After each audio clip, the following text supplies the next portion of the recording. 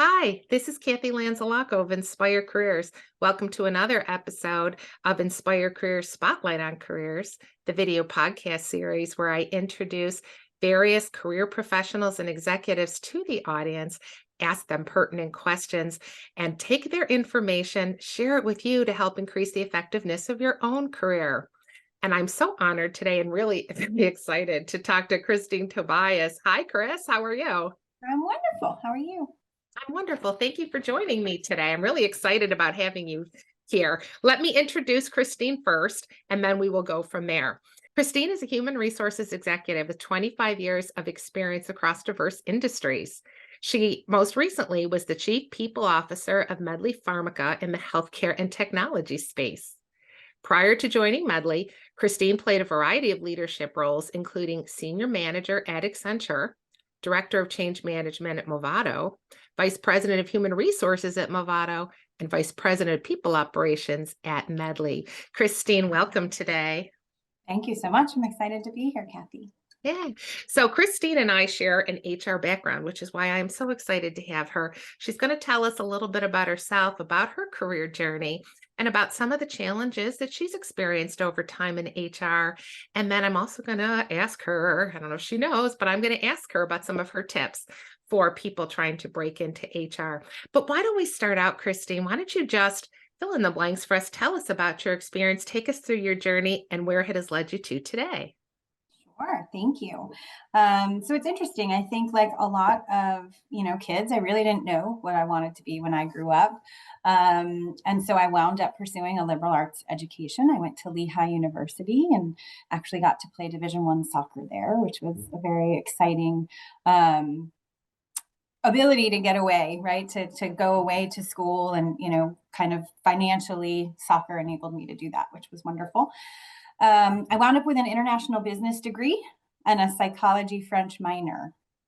So I think everyone should take some psychology courses if you're going to be working in with other people. I think it's a really great, helpful foundation, and certainly was a good foray for me, eventually winding up in HR. But that's not how I started. I had my offer in hand from Anderson Consulting by Christmas of my senior year of college. That is now called Accenture. I went through the, going public part of Anderson Consulting becoming Accenture, and really got to see business in many different aspects, across many different industries, across many different functions. I started actually coding. I was a developer with ABAP, which was crazy. Wow. That's sort of how they level set everybody in Accenture and kind of made everybody have a similar background in training. And then quickly went into process reengineering. So really learned how processes work in business. And then from there went into change management, which is, how the systems work, how the processes work, and now you have to work with the people to do those systems and those processes. Yeah. So for me, it was a beautiful circular route into the people part of a business and understanding all of the other components of how businesses really work, and then how people enable those to work. So that is how I ultimately left Accenture after I had my first child. And my husband and I met at Accenture, so that's a whole other thing. But he wound up staying there for 21 years, and I got out after 11. So one of us had to go. It's definitely sort of a high travel career, and after having a child, it was one of us had to step out. So serendipitously, one of my favorite clients from Sony Electronics had moved over to Movado and said, "Hey, we're about to do a major business transformation. Will you come be our director of change management?" And so I sort of took all of those skills and brought it in-house to Movado. And I traveled around the world, surprisingly enough, really helping all of the employees of Movado to prepare and work through that transition that they were implementing. After 2 years of that project, the executive team at Movado really said, it feels like HR work. Doesn't change management feel like HR work? So what do you think about joining the HR team? So I had had my second child at that point, and in January of 2010, I joined the HR team at Movado and just really grew through that transition. I stayed at Movado for almost 15 years and did just about every function of HR, really starting in talent development, management training, leadership training, performance management, compensation management. Quickly, worked into, HR compliance sort of always wove its way through there. When I got my promotion to VP, I took on all of talent acquisition in the Americas. That was also serendipitously because our head of acquisition at that point really went out on maternity leave too. So I really got to get into the details of that and kind of have the team, then work with me through me to do some things with vendor management. We did a new talent acquisition system, and then got into mergers and acquisitions, was truly HR business partner for one of our newly acquired companies. And then even in the end there, those last couple of years, I wound up as the head of diversity and inclusion. So I did strategy and roadmap planning for our diversity programs, and also our corporate social responsibility framework. So in the end, truly and honestly, as the VP of HR, which was my final title at Movado, sort of second in command to our global head of HR, wound up doing everything and loved it, loved every piece of it. So I was really impassioned by sort of that mission-based work in the ESG work and in the diversity work, that I wound up getting pulled out. And a friend called and said, "Hey, are you ready to finally leave Movado? And I'm about to go join this healthcare company and we can build it together and grow it together." And, I really bought the mission at Medley of really transforming pharmacy and transforming healthcare, and was super excited about the opportunities that really provided for patients. And, growing a world-class HR organization with all of the fun technology, right? So at Medley, we had Culture Amp for engagement surveys and Lattice for performance reviews and Workday as our HRIS. And so it was every sort of best-in-class technology in an HR organization. And we built a phenomenal team there. So really rich talent. So it was super exciting. Yeah, it's such an interesting story. When I talk to people about how people get into HR, it is not always that linear career path, but you have Right. built an incredible career and have had amazing impact at these different global companies. Do you ever just kind of sit back and go, wow, I didn't really see it, how it kind of unfolded. I didn't necessarily plan it, but I'm so thrilled that I had that opportunity and so grateful for that experience, right? Yeah, I do. And I love sort of weaving that story. But I will also say I had a little aha moment last week doing kind of some deep leadership transformation work, that I'm not great at pausing and recognizing the celebrations and the accomplishments. Like, I actually need to be better at that. A lot of people keep gratitude journals. I'm actually considering the idea of a celebration journal, of somehow I need to keep track of the things that have actually been great. Because I think our human nature, I happen to be a very glass half full optimistic person, but I think it's very human nature to only keep track of the things that went wrong. Those are just so much easier to recall, you know? Well, I'm going to offer, because I've been on that receiving end of the feedback from my previous boss, who once said to me, Kathy, you need to celebrate successes more. And I don't think, and tell me if I'm wrong about yourself too, it isn't necessarily that we're focusing on the negative, but we're looking ahead to the next thing. Like, okay, Yeah. we've achieved our goals, done. Right. So Yep. let's move on to the What's next next? thing, right? Where I think we have learned now that psychologically, emotionally, and certainly with our teams, to be able just to take that Yeah. slow down and say, let's celebrate before we get crazy again about the next thing, before we go on to the Right. next thing. Let's just do that. And I think that's where Yeah. that comes from. And that is the nuance for me, is I do take the time to celebrate for my team. Yeah. I'm like, Mhm. really, but I just need to be better about capturing those, things of like, hey, be proud of that. Hey, you accomplished that. That's really good. It was an interesting aha moment for me last week, struggling to like do this exercise of like, what is your greatest achievement, right? What are you proudest of? I'm like, Mm. I think sometimes too, and I would say women, I think we do it more. However, I think, as you build your career, you tend to take your talents and your accomplishments for granted. Like, well, Maybe. that's of course what I did because that's what I was paid to do. Right. That That was was my my job. that was my job. So yeah, hello. But the reality is not everybody could do it. Not everybody would do it the way that you did it. And if you pulled the people that you impacted, they would give you incredible feedback that you'd be like, "Wow, I just didn't even realize," Right. Yeah. you know? It's I do important wanna to reflect. Mhm. Yeah, oh, absolutely. But I love your idea about, a celebration journal. I love that. I love I mean, that. I've done gratitude journals, right, in different Yeah, phases of my life, and I was like, maybe I need a little different spin. I'm good at the gratitude. I'm really good at that. yeah. It's the celebration journal, I think, that is maybe a little bit more resonant for me. But I think it's resonant for everybody. I think people can apply that. Do you know what I mean? I think if everybody thought that way, beyond just the performance appraisals, right? To be Right? able to say, really just to be able to celebrate that joy and what the impact that we do Yeah, to others. I think a lot of that's come out of COVID too. I think so too. Mhm. Taking that step back. But I want to go back to something you said before.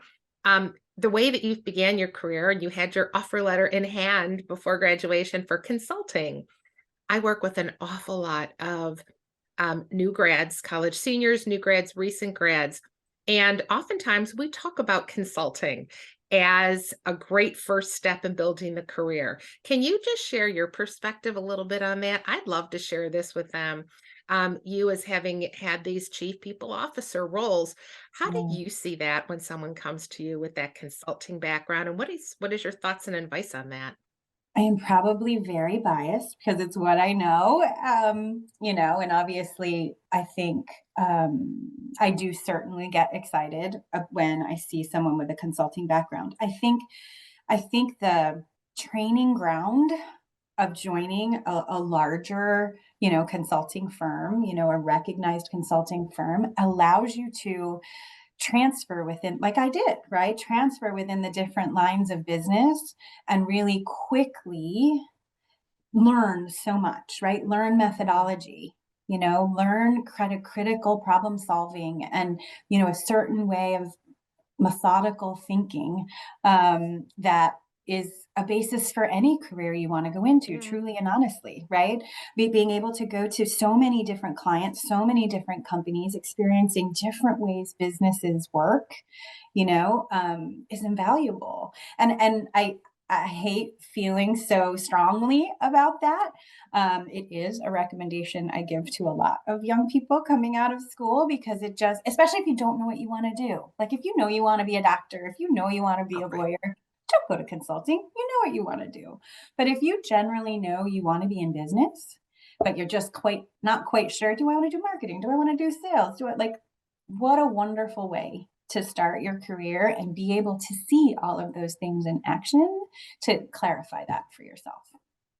I will definitely share your opinion with those young people I work with. A lot of them are very interested in it, and to a lot of them, or to the other half of them, they would say, "I never thought about that before." Mm, But as they kind of understand more, it does help seem to be a little bit of career exploration, like you talk about, but a yes. good outlet for those in particular that have the ability to ask good questions. For Mhm. ones that want to get their feet wet, they want to jump in, they're willing to be coached and they're willing to be mentored, and they've got strong analytical skills, all of that, Yeah. right? And it's an instant, incredible network, right?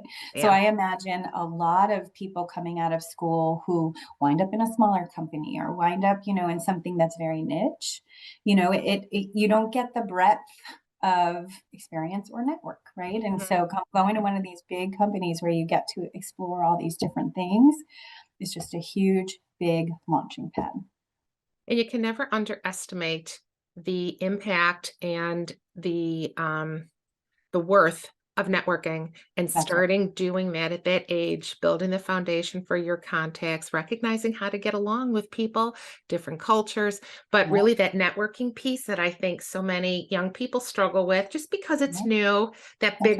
that bigger approach, right? Yeah, And we know, and you said it before when you were kind of talking us through your career, a friend called you, right? It's that right, networking where you're not even applying for jobs, but people come to you because they know you, they think right. you'd be a good fit. That is how business is done. That's how jobs are found. Well, and it's amazing, Kathy, right? I mean, honestly, I've only gotten paychecks from 3 different companies in my career, right? Which I think is interesting, having a 20 plus, we don't need to say the exact number, year career. But this is the first time, and I know we haven't really talked about the fact that my role at Medley Pharmaca is ending, and I am in the career search process. This is the first time I've actually done a real career search, because all of my jobs were kind of brought to me by people in my network, or by, originally campus Yep. recruiting. So Mhm. so it is the first time that I, didn't go from a friend pulling me from here to there, right? So But it doesn't mean it won't end up that way. that's true. Right. That's It true. doesn't mean Yeah. that that won't happen. And I know that you're talking to people and you're leveraging your Yeah. network and you're doing those things. But let's go back to the consulting piece about you. Mm, Relative to your experience building this career in HR, kind of, not on purpose, but it became very intentional and the way that you gained your experience, but you have this background in consulting and process reengineering. yeah. So what do you believe how has it strengthened your ability to be a chief people officer?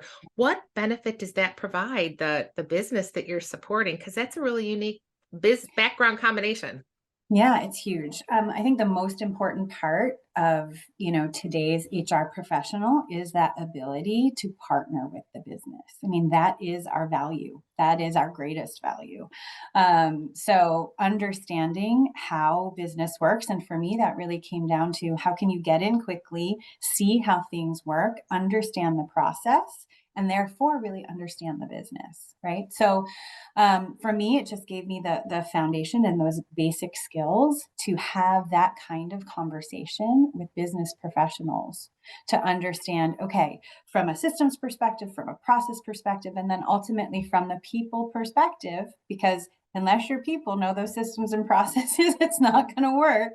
Um, how can you really partner with them to make their business more effective and more successful is really our jobs as HR people. And so I credit so much of that training that I got through consulting to make me a strong business partner. For another HR person, myself, that has supported a business as an HR business partner, I would offer, I wonder your opinion on this, but I would offer that the business has a whole lot more respect for you when you can speak their language, when you Right. understand their struggles. And I think that's what's helped take HR from this necessary evil Yeah. of, say, 30 years ago, and from the old days of personnel, right? Laser. To, Mhm. right, to a trusted business partner area that understands the business, is there for the mission of the business. We're not, I mean, we do compliance and we do all of those things to minimize the risk for the business, but we are there to help grow the business and help support the success of our business partners. And that wasn't always the case in HR. That's right. That's right. And that is not to discredit the importance of people operations, right? Because people Sure. operations is what touches your employees. Uh-huh. Their Absolutely. experience. They want, to understand who to go to and how things work. And, so I do think getting your people operations running like a top is so important. But truly, where that value is, where that strategic value is in HR, is in the business partnership. And yes, absolutely. That is where we get the respect and where we prove our value, that we're not just paper pushers and we're not just, operators entering the data. It is that strategy and that business partnership that's important. And so I think too that throughout the entire continuum of the people coming into HR at the different levels, up to the level that you're at now, the chief officer for human resources, whether it's chief human resource officer, chief people officer, whatever that role might be called. Can you talk to us a little bit about the people that you impact, at the CEO and at the board level? Share a little bit of your experience with that and how important it has been for you to be able to support their success Mhm. and what you think about that for your future. Yeah. Yeah. So, working with, C-level executives, it is the ultimate strategic business partnership, right? It is, you know, obviously, generally in this role, you are reporting to the CEO. And so, he or she is ultimately making all of those decisions around, what's going on with the business. Now, a good CEO obviously is also working with his executive team or her executive team to make those decisions. And so, really partnering strongly in a collaborative way with the folks around that table is so incredibly important. A lot of the things that concern business today are also, get board level attention. So at Movado, I had the Right. opportunity in both the diversity work that I was doing as well as the ESG and corporate social responsibility work that I was doing to meet with the board pretty regularly. Those are top of mind issues for companies today, and places where boards get very involved in what's going on with businesses. Of course, there's also executive comp committees and audit committees and all the other things that we as HR folks do get involved in at the board level. But those are the ones that are really strategic, that change the shape of a company, that a board really cares a lot about. So those have been my most exciting times working with CEOs and boards, is doing that work.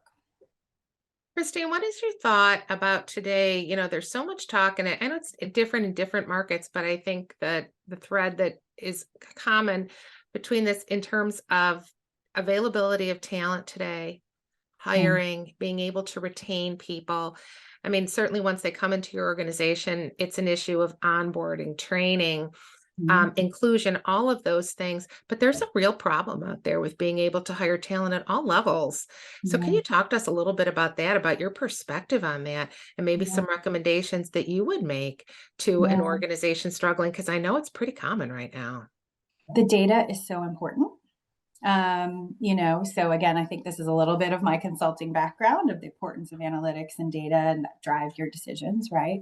But everything from the time it takes to onboard and get someone up to speed, your turnover rates, why are people leaving, doing exit interviews and making those impactful conversations, not just a survey people fill out, doing engagement surveys and retention surveys. In fact, we've even done stay interviews, both at Movado and at Medley. Let's not just ask them when they're leaving, why they're leaving. Let's ask them why they're staying. So Yeah. incorporating a regular conversation with your employees about what's important to them, what keeps them there, and what keeps them excited about coming to work every day. Obviously, these last 3 years has just changed the face of Right. the workplace, right? And have changed the sentiment of our employees, and everybody needs something different. It's not a one size fits all situation anymore where, here's the job, sit down in your desk and do it. Everybody is looking for something different, and everybody needs something different to feel valued and included and belonging at work, right? So I think our new remote versus hybrid versus in office, that's really changing in 2023. And it's getting really complicated because it still does feel like an employee's market, right? It is still Mm-hmm. have options and they have choices. We can make a lot of speculation about what's going on in the economy right now, and that companies are getting a little afraid. But that is really changing things, and companies are trying to swing that pendulum back to everyone coming in office, which I understand from a cultural perspective. And I understand people are wanting, that return on their investment of their physical spaces. But we just got to be more creative, and we've got to find ways, because it's never going to be 100% back in office. There's Mm-hmm. always going to be this hybrid component or remote component. And we just need to get so much better at listening to people, finding creative ways to infuse that culture in that hybrid environment so that people do feel connected, whether it's like blind date coffee chats, whether, we just got to get creative about how we're connecting people at a human level so that they feel like they are part of it. Yeah, I feel like that's really the biggest challenge that from a job seeker perspective, like when I'm coaching my clients, so many of them want remote work, but Mhm. they recognize, now they're starting to recognize, and they'll say to me, but what do you think that means for my career? Mhm. If they let me do it, so Mhm. great. Let's assume they let me do it. So I'm a little concerned because I've heard that maybe I won't be able to get a promotion, or kind of what does that mean?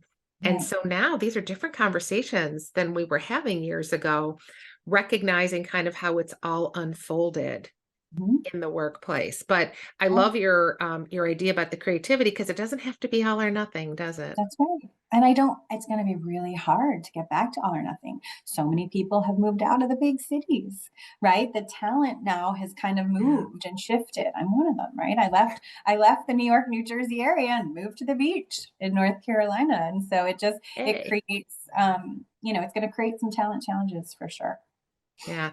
And the best companies are the ones that are seeing it ahead, recognizing it, and are being creative, Right. but value added creative, not silly creative, Right. because we've seen that too. And Right. I think what the challenge is, the economic challenges that are upon us too, that the people component and putting the resources towards that is where they're going to see the big payoff. Yeah. And Yeah. building these communities, right? I mean, that's a big Yeah. component. I've worked with a lot of people like Vince Molinaro, who has taught, the leadership contract and the community of leaders. Like, you need to show that example from the top down of how you build your team in a connected way. So that trickles down through your organization. And I think it's important work. Yeah. Well, let me ask you this. Looking forward, so let's just say the next 5 years, and of course, nobody can predict the future, but kind of where do you see HR moving to? What do you see as the next great of either evolution of the HR profession, or one of the things that we may have to respond to or change internally ourselves to be able to respond to what's happening out there? Where do you see that going? Yeah, I think the world just keeps getting smaller and smaller. I think this real understanding for, global cultural understanding and sensitivity is huge. I think that's societal, that's political, that but it's also just the world of work. Really building that international perspective, because the world just keeps shrinking. Um, I think, again, getting really creative about connecting people on a human level. I think, you know, everything is going to be more dispersed. Everything, even in office, people feel isolated. Yeah. How do you really get people connected around a purpose or a mission or a reason for being as a company? That sense of connection is another place where, again, we're just more individualistic, we're more separated, we're more disconnected as humans.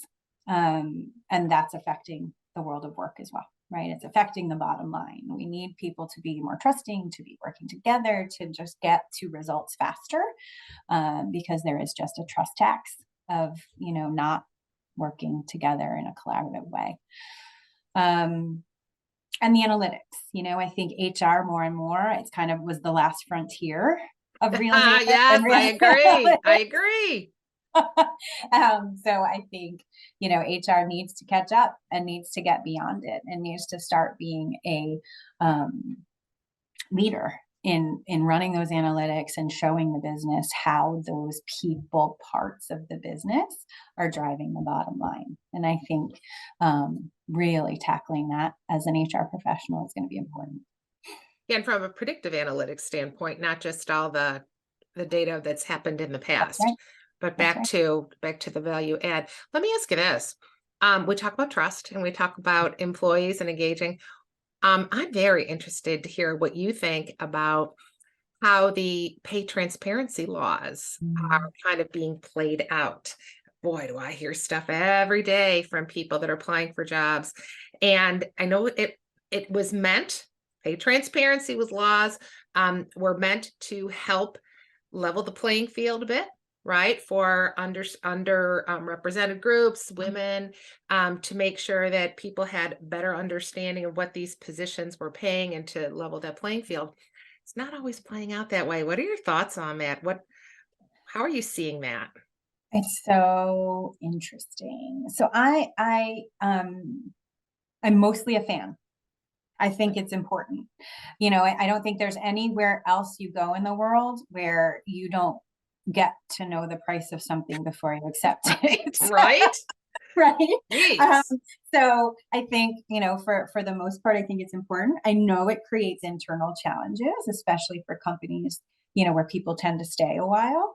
It does create some real interesting challenges to make sure that internal parity matches market value. But again, that's important, constant work HR needs to be doing in that data and analysis perspective of staying on top of the market. And, companies needing to plan for financially those market changes, right? I mean, last year was the highest inflation we'd ever seen, right? When you look at your comp data, it's like we've been 3% forever. And like last year out of nowhere at 7, like how does that happen? Yeah, right. Right. And so it's challenging, but on the face of it, while it's challenging and it's hard, I think it's important work. Now, to be honest with you, I haven't looked at yet how or if it is really helping on the diversity side. As sort of things were declining here, that's where we would have gotten into the data. I think that is such important data for HR professionals everywhere to start looking at next year, as these laws have all sort of come into play, mostly this year. A lot of it has changed in 2022. So through 2023, I think we need to take a good hard look at what effect has that had, and has it done any sort of improvement in our diversity statistics? I think that's great data to look at. Yeah, that's good insight. Thank you. I appreciate that. Well, let me ask you all this too. I mean, we've talked a lot about HR and the state of HR today, and I'm so grateful for you sharing your journey with us. But what about people that are listening to this that are thinking about a career in HR, or maybe have just kind of come at that entry level? A lot of people, for a lot of people, that's either an administrative role, a support role, or oftentimes recruiting, talent acquisition. But for people that are interested in growing a career in HR, what are some pointers you might give them? Yeah, I think there's lots of entry points into HR. I think that's good. Obviously, I'm a little biased in that starting somewhere in the business and then converting over to HR is a really nice way to go. Again, my big career changes have happened internally in organizations, which is also just an interesting nuance. I've never had to be in one place and reinvent myself to go to another place. I've reinvented myself inside an organization, which again is, once you've built that credibility and you've built that trust in an organization and you've got your mentors and you've got your champions and you express that desire of where you want your career to go, they help you get there, right? So that's kind of an important point. That doesn't mean there are plenty of people in comparable roles to mine who have grown up in HR. And that doesn't mean you're not going to be a great business partner. It just means you do that internally. You learn that. Right. I think continuous education is important. I think, sharpening your saw, as Covey would say, and making sure that you are staying on top of, the latest trends, and that you are researching, and that you're not just researching HR and people things that we love, like all the soft things that we love, but you also need to be reading the paper, right? Or looking at business information and watching business trends. So again, to be that true HR business partner. There's lots of and ultimately, if you want to get to the top spot, you absolutely need an HR business partner role in your right. Yes. So I've had the opportunity to kind of start in that talent development, leadership development, learning and organizational design area, and that's kind of where my HR launched from. So I'd say, regardless of where you start in the HR, entry points, making sure that HR business partner is a step in the progression in order to get to the top spot is critical. Yeah, I started my journey in HR working in benefits because my first career I was a registered nurse. And it Okay. seemed to make sense at the time to say, well, she must know something about benefits if she worked in healthcare. Well, that was the opposite side of the building that I worked in.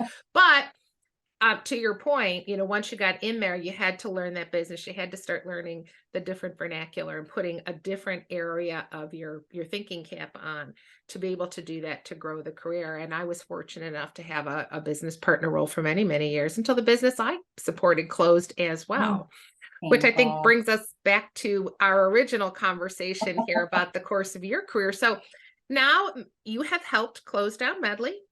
Yeah. Right? You helped. And I know from looking at your posts on social media, you are very, very, very involved with the people, trying to help them land at other places and using your resources and your network to help them. But what's next for you, Christine, as now that you're out there and you're Yeah. entertaining some great opportunities, what's ahead for you?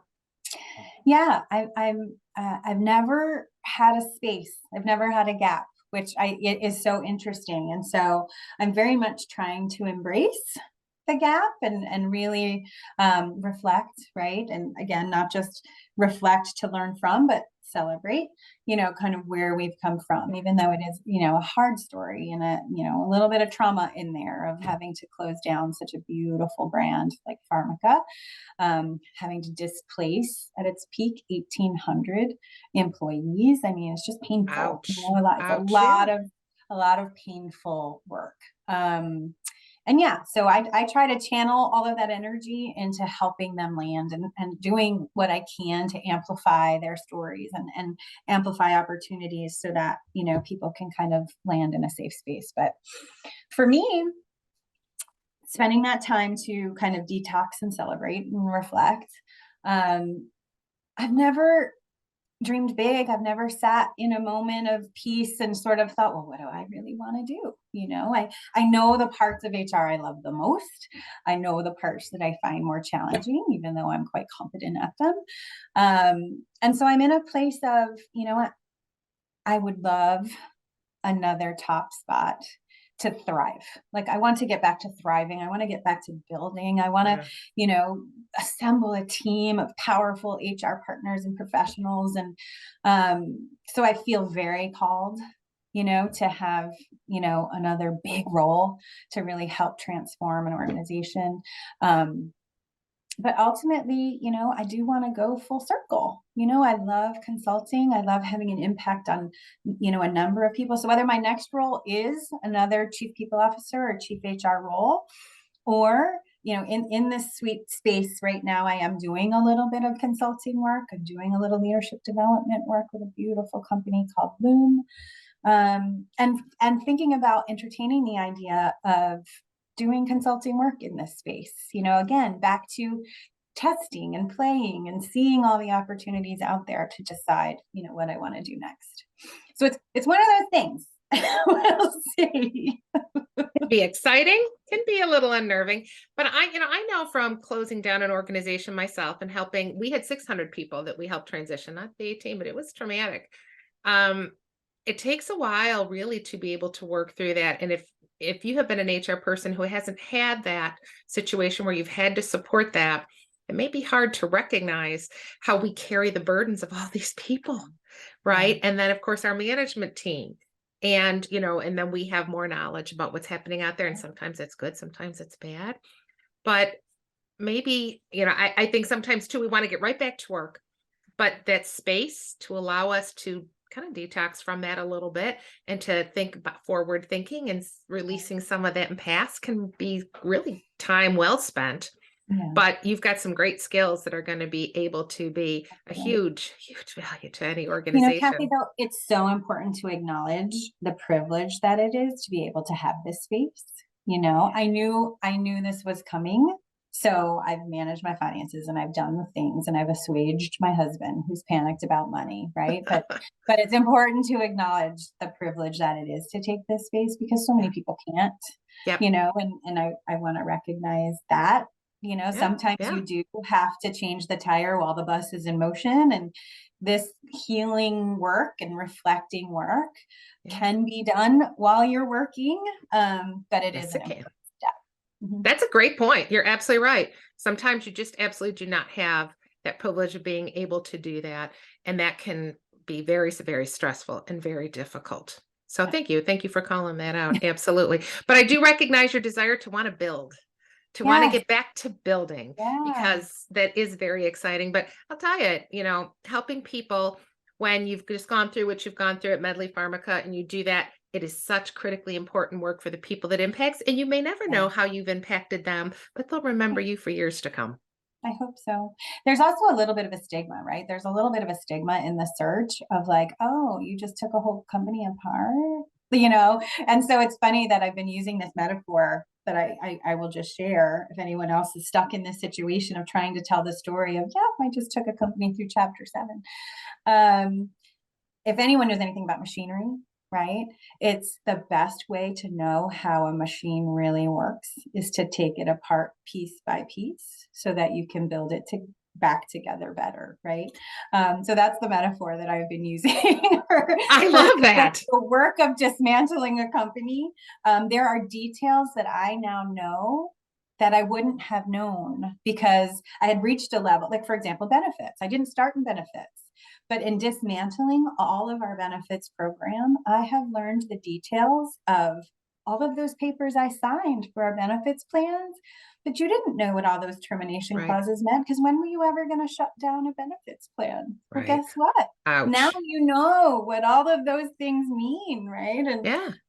anyway, it's just given me a really fantastic perspective on those details that I never had to know. And now I really know them and can lead them and support them in such a more powerful and effective way.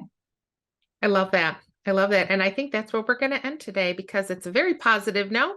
It's a wonderful message and it's uplifting to the people that have either been impacted by those type of closures as the people that are working and, out in the field doing those type of work, and certainly the HR professionals that are supporting them. So Christine, what we're going to do is when we post this, we're going to drop your contact information in the comment section. If anybody'd like to get a hold of Christine, she is on LinkedIn. So go ahead. You can see her all over the place, taking care of people and taking care of business. So feel free to reach out to her. Thank you, Christine, for taking the time to speak with us today. I totally enjoyed this. So thank you so much. I did too. Thank you so much, Kathy. All right. So everyone, please feel free to subscribe to our YouTube channel here. Reach out to Christine if you have any additional questions. And until we meet again for our next episode of Inspired Career Spotlight on Careers, live inspired.